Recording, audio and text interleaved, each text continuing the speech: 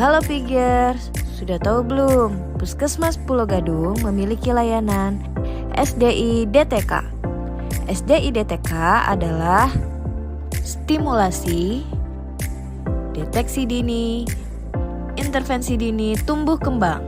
Sebelum kita bahas tentang SDI DTK, Pigers harus tahu perbedaan antara pertumbuhan dan perkembangan. Pertumbuhan adalah bertambah besar berat badan, panjang badan, dan lingkar kepala. Perkembangan adalah bertambah pintar dalam gerak kasar, gerak halus, bicara, dan bahasa. Tujuan pemeriksaan SDI DTK adalah pertama, untuk menilai pertumbuhan anak sesuai standar. Kedua, untuk deteksi gangguan tumbuh sedini mungkin sehingga bisa dilakukan intervensi. Pemeriksaan tumbuh kembang bisa dilakukan oleh kader, dokter, orang tua atau pengasuh yang terlatih, bidan, perawat, atau tenaga gizi. Untuk pertumbuhan dilakukan pemeriksaan panjang atau tinggi badan, penimbangan berat badan, pengukuran lingkar kepala, dan pengukuran lingkar lengan atas. Untuk perkembangan yang perlu dipantau adalah motorik kasar seperti duduk, berdiri, dan berjalan. Selanjutnya, motorik halus seperti memegang sendok dan menulis. Untuk sosial kemandirian yang dinilai adalah kemampuan untuk makan sendiri dan juga berpakaian sendiri.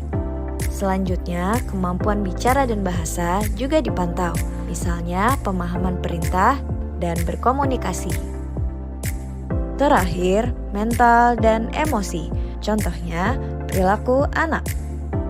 Pemantauan pertumbuhan dilakukan pada anak usia 0 sampai 72 bulan. Penimbangan berat badan dilakukan setiap bulan, pengukuran tinggi badan dilakukan setiap 3 bulan, pengukuran lingkar kepala dilakukan sesuai jadwal. Untuk pemantauan perkembangan, anak usia 0 sampai 12 bulan dilakukan setiap 3 bulan. Untuk anak 12 sampai 72 bulan dilakukan setiap 6 bulan. Pemantauan gangguan tumbuh kembang anak dilakukan sesuai jadwal umur screening. Deteksi dini bertujuan untuk mengenali tanda bahaya dan gejala dini masalah kesehatan, pertumbuhan, dan perkembangan.